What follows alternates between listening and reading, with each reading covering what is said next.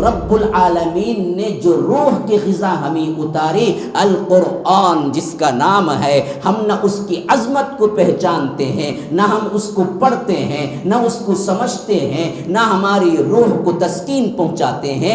اسی وجہ سے آج پورے کے پورے مسلمانوں کے اندر بھی یہ بیماری ہے کہ آپ کو کئیوں کو یہ کہتے ہوئے سنے ہوں گے کہ ہمیں سکون نہیں ہے بھائی، غموں سے چور ہو، افسدہ ہو، پریشانیاں ہوں، ایک جھلک اللہ کے رسول صلی اللہ علیہ وسلم کو دیکھ لیتے، اللہ کے رسول صلی اللہ علیہ وسلم کی مجلس میں بیٹھ جاتے تو صحابہ سب کچھ بھول جاتے اور ان کے چہروں پر اطمینان یوں ہوتا گویا کہ دنیا جہاں کی دولت ان کے پاس ہو۔ مومنین کی یہی صفت ہوتی ہے کہ انما المؤمنون الذین آمنوا، جو مومن ہیں اللہ تبارک و تعالی پر ایمان رکھتے ہیں، ان کا کیا ہے؟ جب اللہ تبارک و تعالی کی تلاوت، اللہ کے آیتوں کی تلاوت، اللہ کے قرآن کی تلاوت کی جاتی ہے، زادتہم ایمانا، ان کا ایمان بڑھ جاتا ہے، وجلت قلوبہم، ان کے دل لرز جاتے ہیں، وعلی ربہم یتوکلون، وہ اللہ ہی پر بھروسہ کرنے والے ہوتے ہیں۔ تمہیں عروج چاہیے، تمہیں عزت چاہیے، تمہیں وقار چاہیے، تمہیں دنیا کے اندر خوشی چاہیے، یاد رکھو اللہ کے کلام کی عظمت کو جانو، اللہ کے کلام کو پڑھو، اللہ کے کلام کو سیکھو تو اللہ تبارک و تعالی اس کے ذریعے تمہیں بلندیاں عطا کرتا ہے۔ اس قرآن جیسی کتاب لانے کی کوشش کریں، لا یأتون بمثلی، یہ ہرگز بھی نہیں لا سکتے ہیں، ولو کان بعضهم لبعض ظہیرا، کہ یہ خواہ کتنا ہی ایک دوسرے کے مددگار کیوں نہ ہو جائیں۔ یاد رکھو دنیا کی ہر چیز تمہیں مل جائے گی، لیکن قرآن کی چاشنی، قرآن کی محبت نہیں ملے گی تو یاد رکھو وہ قبرستان سے بھی بہتر ہے۔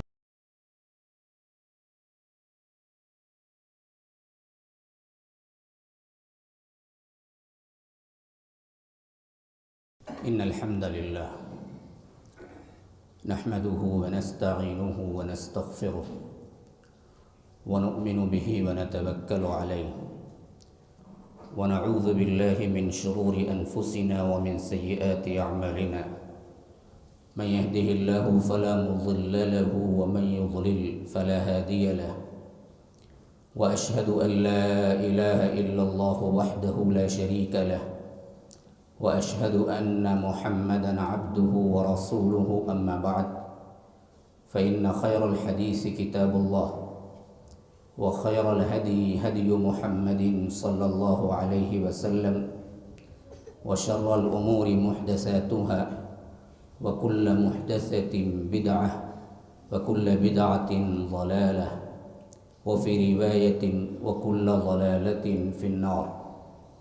فأعوذ بالله السميع العليم من الشيطان الرجيم من همزه ونفثه ونفخه إن هذا القرآن يهدي للتي هي أقوم ويبشر المؤمنين الذين يعملون الصالحات أن لهم أجرا كبيرا وأن الذين لا يؤمنون بالآخرة أعتدنا لهم عذابا أليما۔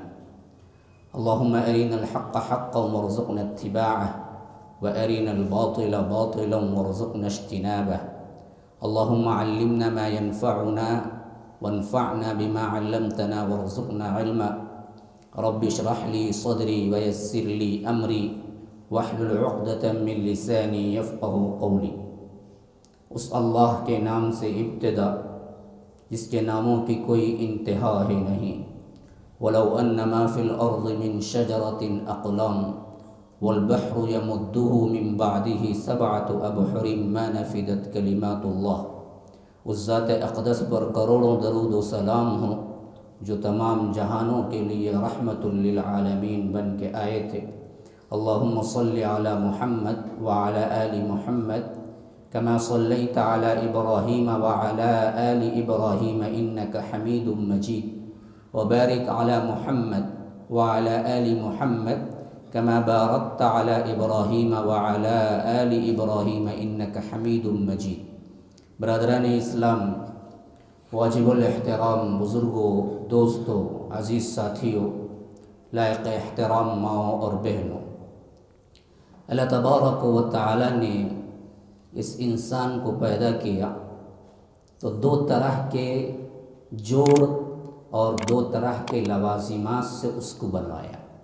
ایک تو ہے جسم، جس کے لیے رب العالمین نے فرمایا کہ ہم نے اس کو مٹی سے بنایا، خلقہ من تراب ثم قال له کن فیکون، کہ ہم نے اسے تراب سے بنایا، مٹی سے بنایا، پھر ہم نے کہا کہ ہو جا تو ہو گیا۔ دوسری جگہ فرمایا کہ وَلَقَدْ خَلَقْنَا الْإِنسَانَ مِنْ صَلْصَالٍ مِّنْ حَمَإٍ مَّسْنُونٍ وَالْجَانَّ خَلَقْنَاهُ مِنْ قَبْلُ مِنْ نَارِ السَّمُومِ، کہ ہم نے کھنکھناتی ہوئی مٹی جو گارے کی شکل کی ہوتی ہے اس سے ہم نے انسان کو بنایا، اور اس سے پہلے ہم جنات کو آگ کی لپیٹ سے پیدا کر چکے تھے۔ تو یہ تو وہ جسم جس کے ساتھ ہم دنیا میں آئے، اس کے بنانے کی کیفیت کے بارے میں رب العالمین گفتگو کرتا ہے۔ لیکن وہ جسم اس وقت تک مردہ پڑا رہا جب تک اللہ تبارک و تعالی نے اس کے اندر روح نہ پھونک دی۔ اسی لیے فرمایا کہ جیسے ہی میں نے روح کو پھونکا تو فرمایا ملائکہ سے کہ تم سب کے سب سجدے میں گر پڑنا۔ اللہ تبارک و تعالی فرماتا ہے فَنَفَخْتُ فِيهِ مِن رُّوحِي فَقَعُوا لَهُ سَاجِدِينَ فَسَجَدَ الْمَلَائِكَةُ كُلُّهُمْ أَجْمَعُونَ إِلَّا إِبْلِيسَ، کہ ہم نے جیسے ہی روح اس جسد خاکی میں پھونکی اور فرمایا کہ سب کے سب ملائکہ کو حکم تھا کہ وہ سجدے میں گر جاؤ، تو سب کے سب سجدہ کیے سوائے ابلیس کے۔ تو اللہ تبارک و تعالی نے اس انسانی جسم کے اندر روح اور جسم کو ملا کر انسان کہا، اور اسی وقت وہ انسان کہلانے کا مستحق ہے جب تک کہ وہ روح اور جسم اس کے اندر ملی ہوئی ہوتی ہے۔ جیسے یہ روح جدا ہوئی، ہم کہتے ہیں کہ میت کو کب اٹھاتے ہیں، ہم یہ نہیں کہتے کہ عبداللہ صاحب کو کب اٹھاتے ہیں، عبد الرحمن صاحب کو کب اٹھاتے ہیں، یہ نہیں کہتے، ہم کہتے ہیں کہ میت کو کب اٹھاتے ہیں۔ روح اگر جدا ہو تو ایک ہی نام ہے پوری دنیا میں، اس کا ایک ہی نام، خواہ وہ کسی اور نام کا ہو لیکن اس کا ایک ہی نام ہے، اس کا نام میت ہے، اس کا نام مردہ ہے، اس کے علاوہ کوئی اور نام نہیں ہے۔ روح اگر ساتھ میں ہے تو عبداللہ بھی ہیں، عبد الجبار بھی ہیں، کریم بھائی بھی ہیں، شبیر بھائی بھی ہیں، سب ہیں۔ جن ناموں کے ساتھ آپ پکارتے ہو وہ دراصل روح کے ساتھ والے انسان کو پکارتے ہو۔ روح جدا ہوتی ہے تو پھر تو ایک ہی نام رہتا ہے۔ تو انسان مرکب بنا ہے روح اور جسم سے، اور جسم کو اللہ نے مٹی سے بنایا تو اللہ نے اس کی نشو و نما، اس کی پرورش، اس کا دراصل بڑھاوا اسی زمین کے اندر مٹی میں رکھا۔ آپ کھاتے ہو تو جسم بڑھتا ہے، اور کھانا ضروری ہے، پینا ضروری ہے، خواہ آپ کے جسم کے ارتقاء کا، بڑھنے کا جتنا کچھ مواد ہے اگر آپ ٹٹول کے دیکھ لیں وہ پورا کا پورا زمینی ہے، زمین سے ہی غذا انسان حاصل کرتا ہے، خواہ وہ آج کے جدید ترین کھانے کیوں نہ ہو، پزا کیوں نہ ہو، برگر کیوں نہ ہو، فلاں کیوں نہ، سب بنتے ہیں یہی زمین کے پیداوار سے۔ وہی پرانے زمانے کے کھانے کیوں نہ ہو، وہ سب بھی بنتے ہیں زمین کے پیداوار سے۔ تو انسانی جسم کا ارتقاء ہے زمین کی پیداوار سے، اور اس کی بناوٹ ہوئی ہے زمین سے، مٹی سے۔ لیکن روح جو ہے نا وہ نہ مٹی کی ہے نہ اس کی پیداوار یہاں کی ہے، یہ رب العالمین کے امر سے آئی۔ رب العالمین عالم ارواح میں سے اس جسد خاکی میں اس کو فرشتے کے ذریعے پھونکا، تو اس کی غذا بھی اللہ تبارک و تعالی نے دنیا کی مٹی میں نہیں رکھی، بلکہ اس کی غذا بھی اللہ تبارک و تعالی نے آسمان کے اوپر سے نازل کی۔ وحی بھی آسمان کے اوپر سے آنے والی روح ہے، اسی لیے فرمایا کہ وَيَسْأَلُونَكَ عَنِ الرُّوحِ، اللہ کے رسول صلی اللہ علیہ وسلم لوگ آپ سے پوچھتے ہیں یہ روح کیا ہے، اور صحیح ترین تفسیر کے مطابق ابن کثیر کی یہاں روح سے مراد وحی ہے، وحی۔ اور اسی واسطے جبرائیل امین کا ایک نام ہے روح الامین، روح، ان کا نام بھی روح ہے۔ بتلانے کا مقصود کیا ہے، بعض ذرا ذہن دے کے سننے کی کوشش کریں، بہت اچھا آپ کو بات سمجھ آئے گی۔ اللہ تبارک و تعالی نے جسم انسانی کو روح اور جسم کا مرکب بنایا، پھر اس کو زمین پہ اتارا، زمین کے اندر اس کے جسم کی غذا رکھی، لیکن اس کی روح کی تر و تازگی کی غذا جیسے اوپر سے روح آئی تھی، غذا بھی اوپر سے نازل کی، اور اس نازل کردہ نام وحی ہے، اور وحی کا ایک نام روح ہے جس کو لے آتے ہیں جبرائیل۔ تو ہم نے دراصل جینے کا جو کچھ بھی آج کا ہم نے ارادہ کیا ہے یا آ کر ہم نے پرفارم کیا ہے، وہ کیا ہے؟ صرف جسم کو بنانے میں لگے ہوئے ہیں، اندر کی روح بڑی زخمی ہے، پیاسی ہے، اس کی غذا کا کوئی انتظام نہیں کرتا ہے بندہ۔ اپنے آپ کے جسم کے اعتبار سے، عیش و آرام کے اعتبار سے، اس کے لحاظ سے اسے کیا ضرورت ہے، کھانے میں لگو، پینے میں لگو، بناؤ سنگار میں لگو، یہ بنین اچھی ہے، وہ کپڑا اچھا ہے، وہ فلاں برانڈ کا ہے، پورا جسم پر تو توجہ دیتا ہے لیکن روح پر کوئی توجہ نہیں دیتا۔ تو اللہ کی قسم، باوجود دنیا کے تمام ترین وسائل کے، وہ دراصل افسدہ ہوتا ہے، غمزدہ ہوتا ہے۔ آخر کار بہت سے پیسے والے جن کو شہرت بھی ہے، جن کو نام بھی ہے، جن کو دولت بھی ہے، جن کو دنیا کی تمام آسائشیں بھی ہیں، لیکن اس حد تک پہنچتے ہیں کہ خودکشی کر کے مر جاتے ہیں۔ کیوں؟ آخر کیا کمی تھی ان کے پاس؟ آپ نے کبھی سنا ہے کسی عالم نے خودکشی کی ہے؟ لیکن آپ نے بہت سے ایکٹرز کو سنا ہوگا، عین ان کے شباب میں، عین ان کی جوانی میں، عین ان کے فیمس اور مشہور ہونے پر، عین ان کو سب کچھ دنیا کے لوازمات حاصل ہونے کے باوجود بھی وہ خودکشی کر کے مری یا مرا۔ اے دن آپ نیوز پیپر میں سنتے رہتے ہیں۔ آخر دنیا تو تھی اس کے پاس، شہرت تو تھی اس کے پاس، مال و دولت تو تھی اس کے پاس، خوبصورتی، دنیا میں کس کے پیچھے انسان بھاگتا ہے، وہ سب کا سب اس کے پاس تھا۔ آخر خودکشی کر کے مرا کیوں؟ اس نے صرف جسم پر توجہ دی تھی، اندر کی روح پہ توجہ نہیں دی تھی۔ روح زخمی تھی، روح غمزدہ تھی۔ آج ہماری حالت یہی ہے میرے بھائیوں، ہم بھی اصل میں توجہ دیتے ہیں اپنے جسموں کو بنانے کو، لیکن رب العالمین نے جو روح کی غذا ہمیں اتاری، القرآن جس کا نام ہے، ہم نہ اس کی عظمت کو پہچانتے ہیں، نہ ہم اس کو پڑھتے ہیں، نہ اس کو سمجھتے ہیں، نہ ہماری روح کو تسکین پہنچاتے ہیں۔ اسی وجہ سے آج پورے کے پورے مسلمانوں کے اندر بھی یہ بیماری ہے کہ آپ کو کئیوں کو یہ کہتے ہوئے سنے ہوں گے کہ ہمیں سکون نہیں ہے۔ بھائی بڑی پریشانی ہے، مولوی صاحب دعا کرو، فلاں نسخہ کوئی بتا دو، کوئی وظیفہ بتا دو کہ گھر کے اندر چین نہیں ہے، سکون نہیں ہے، رات میں نیند نہیں آتی، فلاں نہیں ہوتا۔ کیوں نہیں ہوتا؟ تم نے کبھی اپنے روح کو غذا دی ہی نہیں۔ جو رب العالمین نے آسمانوں پر سے اتارا، روح آسمان سے آئی اور اس کی غذا بھی آسمان سے رب نے نازل کیا۔ بدن مٹی سے بنا، اس کی غذا بھی اللہ نے زمین میں رکھی۔ ہم نے ایک طرفہ تو اس کو دیکھا، جسم کو، لیکن روح کو نہیں دیکھا۔ تو یاد رکھیے اسی کا خمیازہ اب ہم بھگت رہے ہیں کہ ہمارے اندر بھی سکون نہیں ہے، ہمارے اندر بھی چین نہیں ہے، ہمارے اندر بھی زندگی گزارنے کا طریقہ نہیں ہے۔ خوشیوں بھری وہ زندگی جس کو ایک جنت کا نمونہ ہم کہہ سکتے ہیں، جو جناب محمد الرسول اللہ صلی اللہ علیہ وسلم نے یہاں گزار کے بتایا۔ غموں سے چور ہو، افسدہ ہو، پریشانیاں ہو، ایک جھلک اللہ کے رسول صلی اللہ علیہ وسلم کو دیکھ لیتے، اللہ کے رسول صلی اللہ علیہ وسلم کی مجلس میں بیٹھ جاتے تو صحابہ سب کچھ بھول جاتے اور ان کے چہروں پر اطمینان یوں ہوتا گویا کہ دنیا جہاں کی دولت ان کے پاس ہو۔ لیکن یہاں حالت دنیا کی کیا تھی؟ اللہ کے رسول صلی اللہ علیہ وسلم کے گھر مبارک کا نقشہ اگر آپ دیکھ لیں گے تو اللہ کے رسول صلی اللہ علیہ وسلم کے گھر کے اندر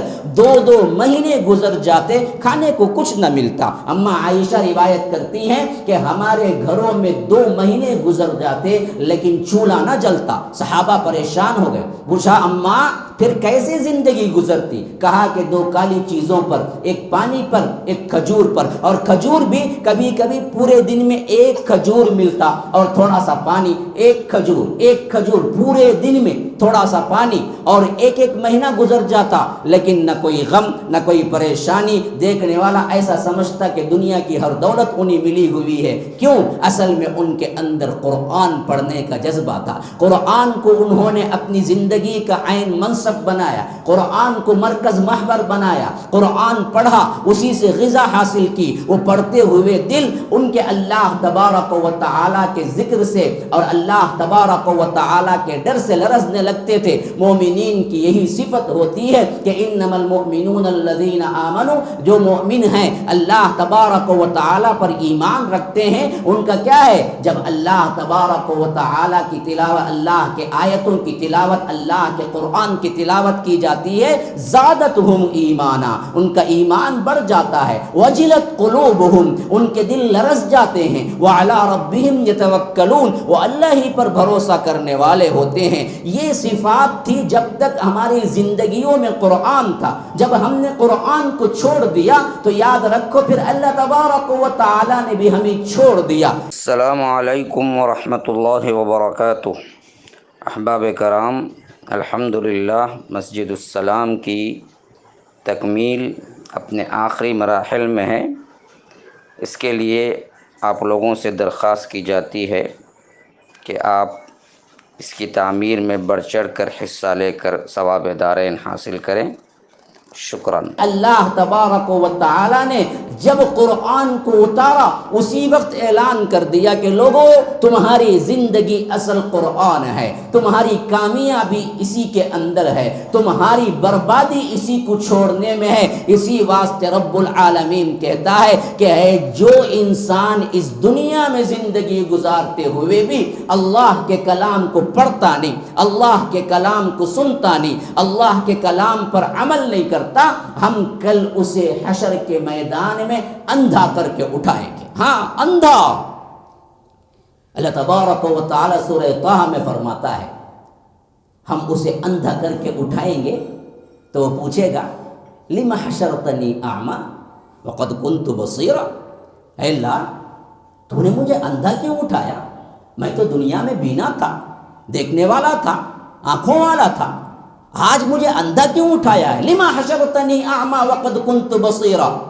اللہ تبارک و تعالی فرمائے گا قال کذالک، یہ اسی واسطے ہوا، اتتک آیاتنا فنسیتہا، دنیا میں تیرے سامنے قرآن کی آیتیں تلاوت کی جاتی تھی، سامنے قرآن تھا لیکن تو نے کبھی پڑھا ہی نہیں، اسے بھلا بیٹھا۔ وَكَذَلِكَ الْيَوْمَ تُنْسَى، اسی طرح آج میں تجھے بھلائے دیتا ہوں، حالانکہ اللہ کو بھول نہیں۔ وَمَا كَانَ رَبُّكَ نَسِيًّا، تیرا رب بھولنے والا نہیں ہے۔ یہاں پر تنزن بتایا گیا ہے کہ تمہارے ساتھ یہ سلوک ہوگا، تو یاد رکھو اصل جس چیز کی اہمیت ہوگی، جس چیز کی عظمت ہوگی، اسی وقت انسان اس کی طرف متوجہ ہوگا۔ جو قرآن کی عظمت کو نہیں جانتا، جو قرآن کی عظمت کو پہچانتا نہیں، وہ کبھی قرآن کی طرف راغب نہیں ہوگا۔ اسی واسطے میں اپنے مضمون کو ادا کرنے کے لیے تمہیداً یہ باتیں رکھا۔ میں ابھی اپنے مضمون میں داخل نہیں ہوا، ویسے بھی جمعہ کا وقت بڑا تنگ ہوتا ہے کہ میں اپنے مضمون کو کہاں تک مکمل کر پاتا ہوں۔ یہ رب العالمین جہاں تک ہمیں کیا وسعت دیتا ہے وقت کی، ویسے ہی کہوں گا، لیکن میں نے یہ چند الفاظ تمہیدی بیان کیا کہ دیکھو سب سے پہلی چیز اپنے اوپر غور کرو، قرآن کی عظمت پہچاننے سے پہلے یہ جان لو کہ تمہاری روح اور تمہارا جسم یہ دونوں مل کے تم انسان بنے ہو، اور تم اگر ایک سائڈ صرف ایک طرفہ توجہ دو گے، دوسری طرف آپ بھلا بیٹھو گے، تو یاد رکھو نہ تمہاری زندگی دنیا کی اچھی رہے گی، آخرت تو بالکل ہی برباد ہو گئی۔ اور خاص کر مسلمانوں کو رب العالمین نے اس قرآن کے ساتھ بھیجا تو تم پر لازم کیا کہ اس کا حرف حرف تم ہی ایمان لانا ہوگا، اس کے حکم پر تمہیں چلنا ہوگا۔ یہ سب کچھ انسانی زندگی میں، مسلمانوں کی زندگی میں اسی وقت پیش آئے گا میرے بھائیوں جب آپ اس کی عظمت کو جانیں۔ یہی تو وہ کتاب ہے جس کے بارے میں حضرت عمر نے ایک مرتبہ کہا کہ تم مکہ چھوڑ کے آئے، تو مکے کے گورنر تھے، تو وہ گورنر جب آئے تھے تو کہا کہ مکے میں کس کو نائب بنا کے آئے ہو، مکے میں کس کو نائب بنا کے آئے ہو؟ انہوں نے کہا کہ یہ غلام کو، کہا کہ پورے مکے میں تمہیں کوئی اور نہیں ملا، یہ غلام کو امیر بنا کے آئے ہو؟ کہا کہ نہیں امیر المومنین، اصل میں اس غلام کی صفت یہ ہے کہ وہ حافظ کلام اللہ ہے اور اللہ کے کلام کو اچھی طرح سمجھتا ہے،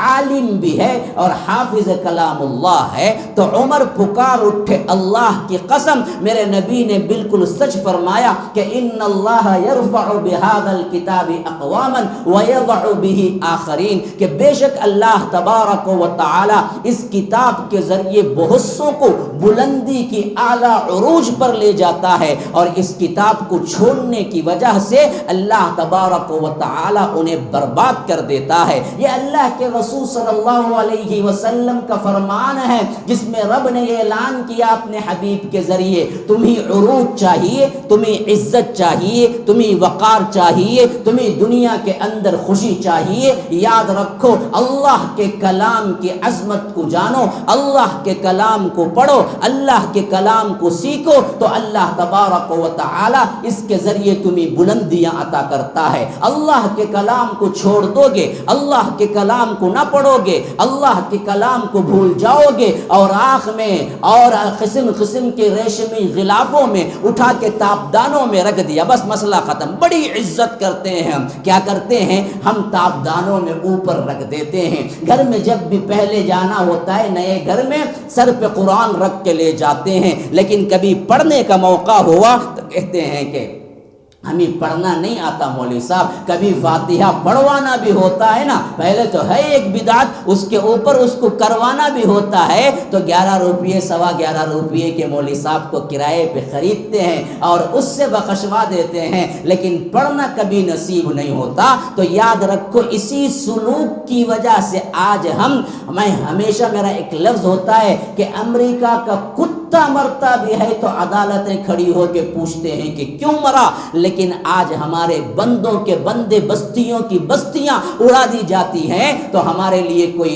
ایک پرسان حال نہیں ہے کہ آخر ان مظلوموں کو کیوں مارا گیا۔ موب لنچنگ ہوتی ہے تو کوئی پوچھنے والا نہیں ہے کہ آخر اس کا کیا جرم تھا۔ حجاب کے معاملے پر ہمیں کیا کٹھن مراحل سے آج ہندوستان پہ گزرنا پڑتا ہے، یہ سب ذلت و خواری کیوں ہے؟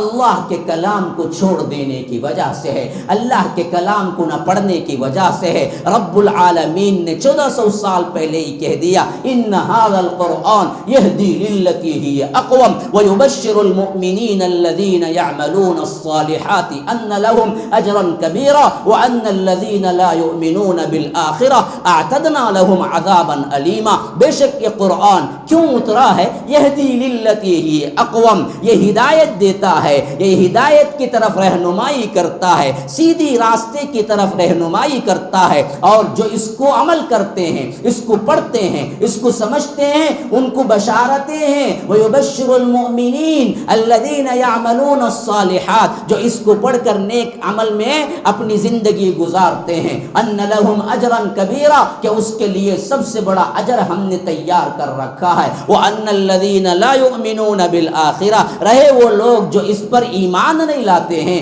آخرت کے دن پر ایمان نہیں لاتے ہیں، اس کو پڑھتے نہیں ہیں، اعتدنا لهم عذابا علیما، کہ ہم نے اس کے لیے درد دینے والا عذاب رکھا ہے۔ کیا ہے یہ قرآن؟ کیا ہے یہ قرآن؟ رب العالمین اس قرآن کو ہدایت نامہ قرار دیا، اس قرآن کو نجات کا ذریعہ بنا دیا، اس قرآن کو اللہ کے رسول صلی اللہ علیہ وسلم کے رسول ہونے کی دلیل اور چیلنج دیا۔ جب اللہ کے رسول نے کہا کہ میں اللہ کا فرستادہ ہوں، میں اللہ کی طرف سے تمہیں کیا ہے خبردار کرنے کے لیے آیا ہوں، میرے اوپر اللہ کا کلام اترتا ہے، لوگوں نے جھٹلا جھٹلایا تو چیلنج کے طور پہ فرمایا کہ دیکھو اگر تم یہ کہتے ہو انسانی کلام، کہا کہ فَلْيَأْتُوا بِحَدِيثٍ مِثْلِهِ إِن كَانُوا صَادِقِينَ، اس جیسا ایک کلام بنا کے لاؤ اگر تم اپنے قول میں سچے ہو، لیکن نہیں لا سکے۔ یہ چیلنج قیامت تک بھی رہے گا، اور اس وقت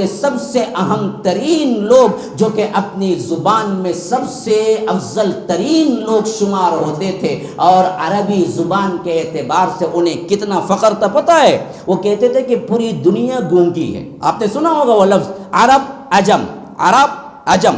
ہم کہتے ہیں ہم عجمی ہیں، وہ عربی ہیں، اور عجم کا مطلب کیا ہے پتہ ہے؟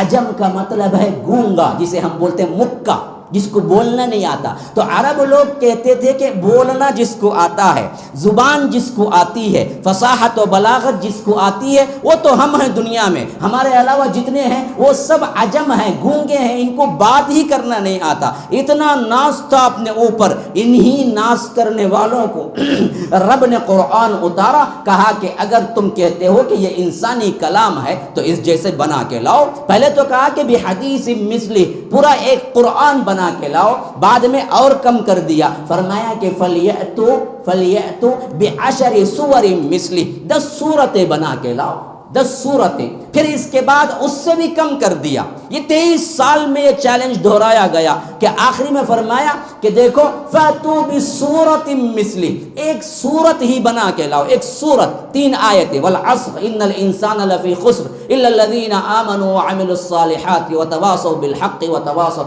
تین آیتیں، إِنَّا أَعْطَيْنَاكَ الْكَوْثَرَ فَصَلِّ لِرَبِّكَ وَانْحَرْ إِنَّ شَانِئَكَ هُوَ الْأَبْتَرُ، 3 آیتیں۔ ان 3 آیتوں کا چیلنج دیا گیا کہ ایک صورت ہی بنا لاؤ۔ وہ عرب جن کو بڑا ناز تھا اپنی زبانوں پر نہیں لا سکے، تو رب نے اعلان کیا فَإِن لَّمْ تَفْعَلُوا وَلَن تَفْعَلُوا، تم نہیں لائے، ماضی میں بھی، حال میں بھی نہیں لائے، مستقبل میں بھی نہیں لا سکو گے۔ یاد رکھو جب تم نے مان لیا کہ یہ انسانی کلام نہیں ہے، فَاتَّقُوا النَّارَ، اس آگ سے جاؤ، الذی وقودها الناس والحجارہ، جو کہ ایندھن بنیں گے جس کے پتھر اور انسان، یعنی اللہ جہنم میں انسانوں کو بھی جلائے گا، ان کے پتھروں کو بھی جلائے گا۔ کون سے پتھر؟ جن کو اللہ کو چھوڑ کر وہ پکارا کرتے تھے، ان بتوں کو بھی اس کے اندر ڈالے گا، اور بتائے گا کہ دیکھو جن کو تم دنیا میں پکارا کرتے تھے وہ تمہارے ساتھ جل رہے ہیں، یعنی وہ کوئی بھی نفع و نقصان کے تمہارے لیے مالک نہیں تھے۔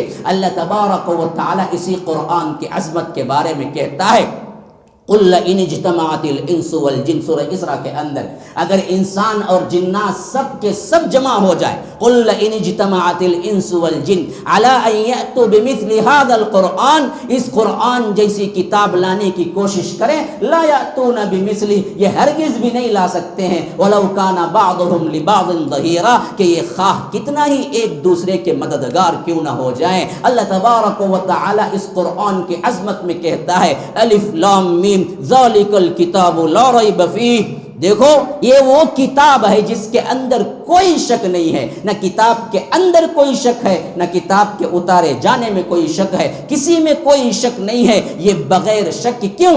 اس کے اندر باطل داخل ہی نہیں ہو سکتا ہے، لا یأتیہ الباطل من بین یدیہ ولا من خلفہ، ظاہر میں یا آگے سے باطل داخل ہو سکتا ہے نہ پیچھے سے۔ اسی قرآن کی عظمت میں رب العالمین کہتا ہے لو انزلنا هذا القرآن على جبل لرأيته خاشعا متصدعا من خشیت اللہ، اگر ہم اس قرآن کو کسی پہاڑ پر اتار دیتے تو پہاڑ بھی اس کو لینے کی سکت نہیں رکھتا، بلکہ اللہ کی ڈر اور خشیت سے یہ ریزہ ریزہ ہو جاتا۔ لرأيته خاشعا، اے اللہ کے رسول آپ دیکھتے کہ وہ اللہ کے ڈر سے ٹکڑے ٹکڑے ہو جاتا، ریزہ ریزہ ہو جاتا۔ یہ قرآن کی عظمت ہے جو اللہ تبارک و تعالی بیان کر رہا ہے۔ یہ دنیا کی واحد کتاب ہے جو اپنے بارے میں سب کا سب تعارف دیتی ہے کہ میں کون ہوں، میرا حکم کیا ہے، میں کہاں سے آئی ہوں، میرا شجرہ کیا ہے، میرا نسب کیا ہے۔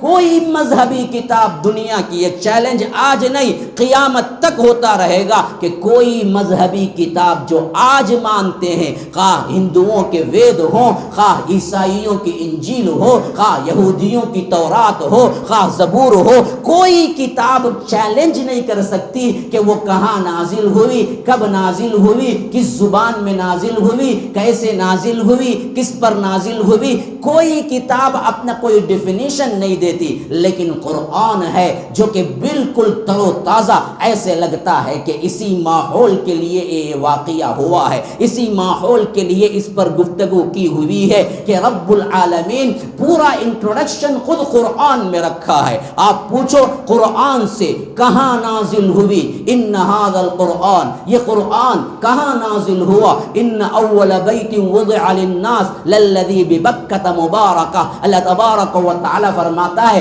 اس قرآن کا نزول بکہ ہے، جس کو مکہ ہم کہتے ہیں، اس مکے کے اندر نزول شروع ہوا۔ آپ پوچھو کس پہ نازل ہوا، کس کے ذریعے سے نازل ہوا؟ قرآن کہتا ہے نزل به الروح الامین علی قلبک لتکون من المنذرین بلسان عربی مبین۔ دیکھو اس کو نازل کردہ جو لینے والے تھے وہ جبرائیل لے کے آئے، اور کس پہ نازل ہوا؟ اے محمد الرسول اللہ صلی اللہ علیہ وسلم، آپ کے قلب اطہر پہ نازل ہوا، آپ کے دل پہ نازل ہوا۔ نزل به الروح الامین، لانے والے روح الامین۔ کون روح الامین؟ فرمایا کہ والنجم اذا ہوا ما ضل صاحبکم وما غوا وما ينطق عن الهوى ان هو الا وحی یوحى علمہ شدید القوى۔ بڑی زبردست قوت والے نے تعلیم دی ہے۔ کون ہے؟ جبرائیل امین ہے۔ اللہ تبارک و تعالی جبرائیل امین کو کہتا ہے بڑی زبردست قوت والے۔ اور دوسری جگہ فرمایا مطاع ثم امین، یہ مطاع ہے، یعنی وہ شخصیت ہے جو آسمانوں پر جس کی اطاعت کی جاتی ہے، تمام فرشتے جس کی اطاعت کرتے ہیں، یعنی تمام فرشتوں کے سردار جبریل امین لے کے اترے۔ کس پہ اترے؟ جناب محمد الرسول اللہ صلی اللہ علیہ وسلم پہ اترے۔ اور کس زبان میں اترا؟ فرمایا کہ بلسان عربی مبین، عربی زبان میں اترا۔ آپ قرآن سے پوچھو تو کس مہینے میں نازل ہوا؟ قرآن جواب دیتا ہے شہر رمضان الذی انزل فیہ القرآن۔ یہ دیکھو یہ ماہ رمضان میں نازل ہوا ہے۔ اور کیوں نازل ہوا؟ تو قرآن کہتا ہے شہر رمضان الذی انزل فیہ القرآن ھدی للناس وبینات من الھدی والفرقان۔ یہ ہدایت ہے لوگوں کے لیے، یہ فرقان ہے، یہ حق و باطل میں تمیز کرنے والی چیز ہے۔ آپ قرآن سے پوچھو کس رات میں نازل ہوا؟ قرآن جواب دیتا ہے انا انزلناہ فی لیلۃ القدر وما ادراک ما لیلۃ القدر لیلۃ القدر خیر من الف شہر۔ یہ رات وہ لیلۃ القدر کی رات میں نازل ہوا، صرف اس واسطے کہ وہ لیلۃ القدر میں نازل ہوا۔ لیلۃ القدر کی رات اس حد تک قدر والی بن گئی، عظمت والی بن گئی کہ 1000 مہینوں سے بہتر ہے۔ تو تم جو سوال چاہو کرو، قرآن اس کو جواب دیتا ہے کہ یہ میری عظمت ہے، میں یہاں اترا ہوں، میں ان پہ اترا ہوں، میرا مقصد یہ ہے۔ پھر مسلمانوں اتنی باعظمت کتاب رکھتے ہوئے پڑھتے کیوں نہیں ہو، سمجھتے کیوں نہیں ہو، عمل کرتے کیوں نہیں ہو؟ قرآن ہم سے سوال کرتا ہے افلا یتدبرون القرآن، تم قرآن پر غور و فکر کیوں نہیں کرتے؟ تم قرآن کو کھول کے پڑھتے کیوں نہیں؟ ام علی قلوب اقفالها، کیا تمہارے دلوں پر قفل لگ گئے ہیں کہ تم اس کو کبھی کھول کے پڑھا ہی نہیں ہے؟ کل قرآن مجید حجت بن کے آئے گا۔ حدیث کے اندر اللہ کے رسول صلی اللہ علیہ وسلم نے فرمایا کہ قرآن حجت لک او علیک، یاد رکھو قرآن تمہارے لیے حجت ہے یا تمہارے خلاف میں حجت ہے۔ کیا معنی؟ جو قرآن پڑھتا ہے، سمجھتا ہے، اس پر عمل کرتا ہے، کل قیامت کے دن اگر اس کو اللہ تبارک و تعالی عذاب دینا بھی چاہے گا تو قرآن شافع بن کے آئے گا، کہے گا اے اللہ یہ وہ بندہ ہے جو راتوں میں پڑھا کرتا تھا، راتوں میں ذکر کرتا تھا، راتوں میں اس کو قیام میں تہجد میں پڑھا کرتا تھا، یہ رات دن تیرے قرآن کی تلاوت کرتا تھا، اے اللہ اس کو جہنم میں نہ ڈال، اس کو کیا ہے جنت لے جا۔ شفاعت کرے گا قرآن جو پڑھنے والا، لیکن جو نہیں پڑھنے والا ہے قرآن اس کے خلاف حجت بن کے آئے گا، کہے گا یہ وہ بدبخت تھا، اے اللہ گھر میں تو لکھا ہوا تھا لیکن یہ کبھی اٹھا کے پڑھا نہیں، یہ تابدانوں میں رکھ کے دھول میں اٹا ہوا تھا، لیکن بدبخت ہمیشہ اپنے موبائل کو 10 مرتبہ اسکرین پوچھتا تھا لیکن پورے دن میں 1 مرتبہ احباب قرآن کو اٹھا کے پڑھتا نہیں۔ آج ہم موبائل کے ساتھ کیا سلوک کر رہے ہیں، اللہ کی کتاب کے ساتھ کیا سلوک کر رہے ہیں، دیکھنا چاہیے۔ کل قرآن حجت بن کے آئے گا خلاف میں۔ یہ وہ بدبخت ہے جو لگا ہوا تھا فیس بک میں، کبھی انسٹاگرام میں، کبھی واٹس ایپ میں، کبھی فلاں میں، کبھی فلاں میں، اپنا پورا وقت ضائع کیا، برباد کیا۔ کسی کی 40 سال ہو گئی عمر، کسی کی 45 ہو گئی، کسی کی 50 ہو گئی، کسی کی 60 ہو گئی، کسی کی 20، کسی کی 25۔ لیکن ہم نے قرآن کتنا پڑھا ہے، کب اٹھایا ہے، کب پڑھا؟ جاؤ جاؤ جاؤ اپنی ماضی میں دیکھو، تم نے کب قرآن آخری پڑھا اور سمجھا کب اس پر پڑھتے ہوئے تمہاری رقت طاری ہوئی، تمہارے دل تڑپ گئے اور تمہارے آنکھوں سے آنسو نکل آئے، وہ کب ہوا تمہاری زندگیوں میں؟ دیکھو تمہارے دل اور ہمارے دل مردہ ہو چکے ہیں۔ اسی واسطے نہ قرآن پڑھنے کو ذوق ہے، نہ جی چاہتا ہے، نہ پڑھتے ہوئے کبھی رونا آتا ہے۔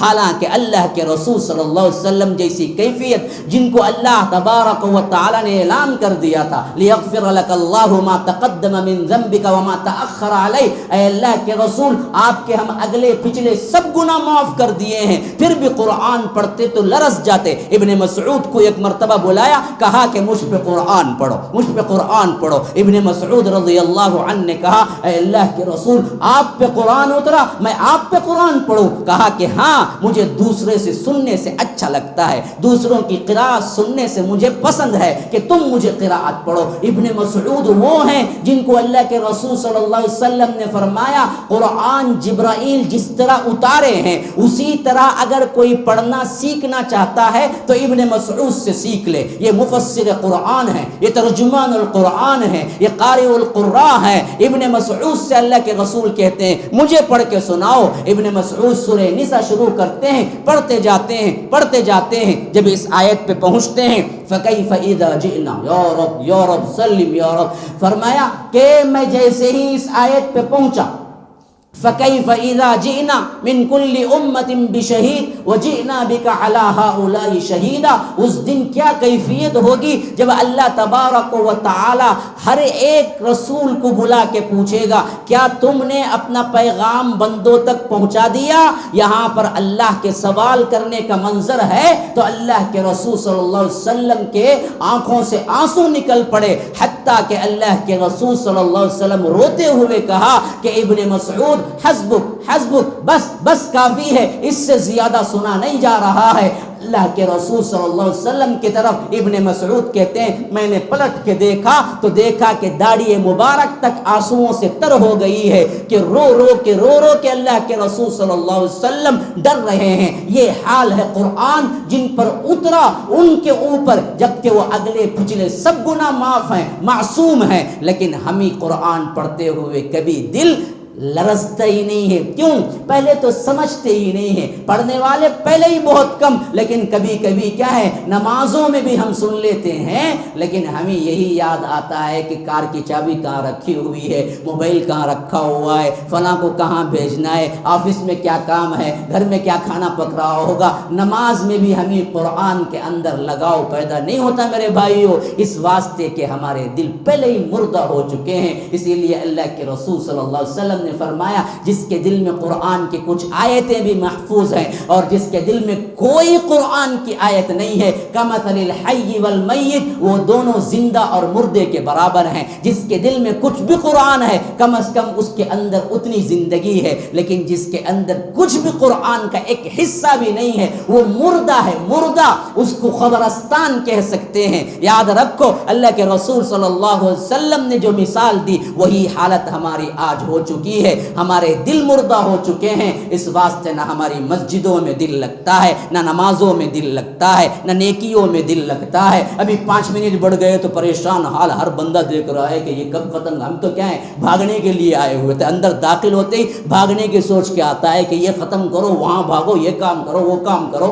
تو لوگ سوچتے ہیں کہ یہ کیا معاملہ ہے مولانا کا، تو بولتے جا رہے ہیں۔ کیوں؟ اصل میں دل لگتا ہی نہیں ہے۔ ہم تو داخل ہوتے ہیں مسجد میں بھاگنے کے لیے اور بازار میں ہمیشہ رہنے کے لیے مالوں میں دیکھو کتنا کتنا وقت صرف کر دیتے ہیں، 2-3 گھنٹے ایسے نکل جاتے ہیں ہوٹلوں میں، ہماری ایک چائے آدھے گھنٹے کی ہوتی ہے۔ اللہ تبارک و تعالی کس طرح ہمیں معاف کرے گا، ایک چائے آدھے گھنٹے کی ہوتی ہے، لیکن نماز اگر 7 منٹ سے بڑھ کے پڑھا دے مولوی صاحب، اس کا گلا پکڑ لیتے ہیں کہ آپ اتنی لمبی نماز پڑھاتے ہیں، کیا دوسرا کام نہیں کیجیے ہم نا؟ یہ حالتیں کیوں آئی ہیں؟ وجہ اس کی یہ ہے کہ ہم نے قرآن کو کبھی پڑھا ہی نہیں، اس کی چاشنی کبھی چکا ہی نہیں، اس کا جو مزہ ہے اس کا ٹیسٹ ہم نے کیا ہی نہیں۔ اللہ کی قسم کھا کے کہتا ہوں، دوبارہ اور بارہ اللہ کی قسم کھا کے کہتا ہوں، جس کو قرآن کا ٹیسٹ معلوم ہو نا، وہ دنیا کی سب دولت چھوڑ کے قرآن کو ہی اپنی زندگی بنائے گا۔ یہی حالت تھی صحابہ کی، یہی حالت تھی۔ جو میں نے کہا سب سے زیادہ محبوب ترین چیز، دنیا کی ٹیسٹی چیز صحابہ کو قرآن تھا۔ رات کا موقع ہے، جنگ کا سفر ہے، ہر طرف دشمنوں کا کیا ہے، حملے کا خطرہ ہے۔ اللہ کے رسول صلی اللہ علیہ وسلم کہتے ہیں کہ کون بھائی آج رات کو پہرا دے گا؟ عباد بن بشر ایک صحابی اٹھتے ہیں، کہتے ہیں کہ اللہ کے رسول میں، اور عمار بن یاسر اٹھتے ہیں، کہتے ہیں کہ میں۔ کہا کہ تم دونوں پر پوری فوج سو رہی ہے، کو دیکھنا کہیں غفلت نہ ہو جائے، رات کا پہرا دیکھنا ہے پوری فوج کا۔ 2 صحابی اٹھے ہوئے ہیں، ایک عباد بن بشر ہیں، ایک عمار بن یاسر ہیں، یہ دونوں کھڑے ہوئے ہیں، لشکر کا پہرا دے رہے ہیں۔ رات کا سناٹا ہے، ٹھنڈی ہوائیں ہیں، ایسی رات ہے جو بالکل گپ اندھیرا ہے اور ہر طرف سناٹا چھایا ہوا ہے۔ ایسے منظر میں ہمیں کوئی چیز لگے گی تو لگے گی کہ کیا ہے، گانے سنو، میوزک سنو، مووی دیکھو، فلاں کرو۔ یاد رکھو صحابہ کا لطف، صحابہ کی تفریح قرآن تھا۔ اسی واسطے عباد بن بشر کہتے ہیں عمار سے کہ عمار دیکھو، پہلی رات آدھی کر لیتے ہیں، دوسری رات آدھی کر لیتے ہیں، یعنی ایک رات میں 2 حصے کر لیتے ہیں۔ آدھی رات تم دیکھو اور میں پہرا دیتا ہوں، آدھی رات تم سو جاؤ، اس کے بعد اسی طرح ہم دونوں باری باری پہرا دے لیں گے۔ آدھی رات تم دیکھ لو، آدھی رات میں دیکھ لیتا ہوں۔ عمار کہتے ہیں کہ بہت اچھی بات ہے، پہلا یا آخری؟ کہتے ہیں کہ نا پہلا والا حصہ میں دیکھ لیتا ہوں، آخری میں تم اٹھ کے دیکھ لینا۔ تو حضرت عمار تھوڑی دیر کے لیے لیٹ جاتے ہیں۔ ایسا سما بنتا ہے کہ بالکل میدان ہو، صحرا ہو اور رات کی ٹھنڈی ہوائیں ہو، تو ہم کیا کرتے ہیں؟ برائی سوچتے ہیں، ہم کیا کہتے ہیں؟ تفریح سوچتے ہیں۔ یہاں عباد بن بشر اٹھتے ہیں اور کہتے ہیں یہ میری تفریح، کیا تفریح ہے؟ میں قرآن پڑھوں، میں قرآن پڑھوں۔ ہاتھ باندھ لیتے ہیں، نیت کر لیتے ہیں، تہجد کی نماز شروع کر دیتے ہیں۔ اکیلا کھڑے ہو کے نماز شروع کر دیا، سورہ کہف کی تلاوت شروع کر دی۔ الحمدللہ الذی انزل علی عبدہ الکتاب ولم یجعل لہ عوجا قیما لینذر بأسا شدیدا من لدنہ ویبشر المؤمنین الذین یعملون الصالحات ان لهم اجرا۔ یہ پڑھ رہے ایسے محو ہو گئے پڑھنے میں، جیسے ہم پکچر دیکھتے ہوئے ماں کی بات بھی نہیں سنتے ہیں، باپ کی بات بھی نہیں سنتے ہیں۔ ایسی حالت ہمیں پکچروں میں آتی ہے، یہی حالت صحابہ کی تھی۔ پڑھتے ہیں پڑھتے ایسے محو ہو جاتے ہیں، ایسے کھڑے ہوئے، ایسا لگ رہا ہے دشمن دور سے دیکھتا ہے، یہ کون ہے؟ کہیں ہم پہ حملہ تو نہیں ہو جائے گا؟ تو ایک دشمن کا سپاہی دور سے دیکھتا ہے، ایسا لگتا ہے کہ کوئی جھاڑ، کوئی درخت کھڑا ہوا ہے، لیکن شبیہ تو انسان کی ہے، تو وہ سمجھتا ہے کہ کوئی تو ہم پہ حملہ کرنے کے لیے آیا ہے۔ دل چاہتا ہے کہ ٹیسٹ کر کے دیکھ لے۔ وہ کمان سے تیر نکالتا ہے، تیر رکھتا ہے اور وہاں پر عباد بن بشر کا نشانہ لے کے ہاتھ پہ لگاتا ہے۔ تیر سیدھے پہنچتی ہے،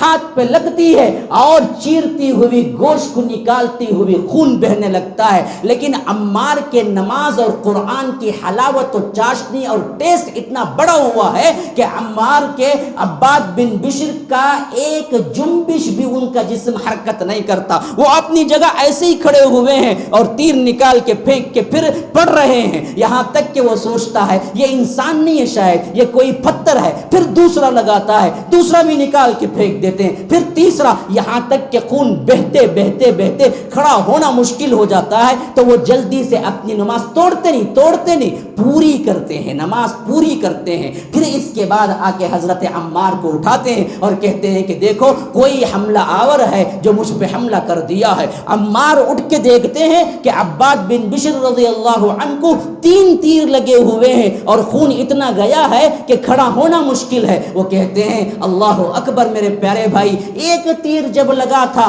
تبھی آ کے کیوں نہیں کہہ دیا کہ تمہیں کیا ہے حملہ ہوا ہے؟ کہا کہ عمار اللہ کے قسم، ایک تیر نہیں، دو تیر نہیں، تین تیر نہیں، مجھے اتنا مزہ آ رہا تھا قرآن پڑھنے میں، اگر اللہ کے رسول میری ذمہ داری نہ دیتے پہرے کی تو میں نماز کبھی نہ توڑتا۔ مجھے اصل میں سب سے زیادہ مزہ اور سب سے زیادہ چاشنی قرآن کو مکمل کرنے میں، کیونکہ میں سورہ کہف کی تلاوت کر رہا تھا، چاہتا تھا کہ اس کو مکمل کر دوں، اس واسطے پڑھتا گیا۔ اگر اللہ کے رسول مجھے پہرے کے لیے مقرر نہ کرتے تو میں نماز نہ توڑتا اور اسی حالت میں میں شہید ہو جاتا۔ یہ قرآن ہے، یہ قرآن ہے یہ عظمت، دلوں کے اندر ہے یہ چاشنی، کیسے آئے گی؟ کبھی تم نے اسے چکھا ہی نہیں ہے، کبھی تم نے اسے پڑھا ہی نہیں ہے، کبھی تم نے اس کے لیے محنت کی ہی نہیں ہے، تو یاد رکھو دنیا کی ہر چیز تمہیں مل جائے گی، لیکن قرآن کی چاشنی، قرآن کی محبت نہیں ملے گی تو یاد رکھو وہ قبرستان سے بھی بدتر ہے۔ ھذا وباللہ التوفیق، صلی اللہ وسلم علی نبینا محمد۔ اسأل اللہ لی ولکم ولسائر المسلمین من کل ذنب فاستغفروه انه هو الغفور الرحیم۔ السلام علیکم ورحمۃ اللہ وبرکاتہ۔ احباب کرام، الحمدللہ مسجد السلام کی تکمیل اپنے آخری مراحل میں ہے۔ اس کے لیے آپ لوگوں سے درخواست کی جاتی ہے کہ آپ اس کی تعمیر میں بڑھ چڑھ کر حصہ لے کر ثواب دارین حاصل کریں۔ شکراً۔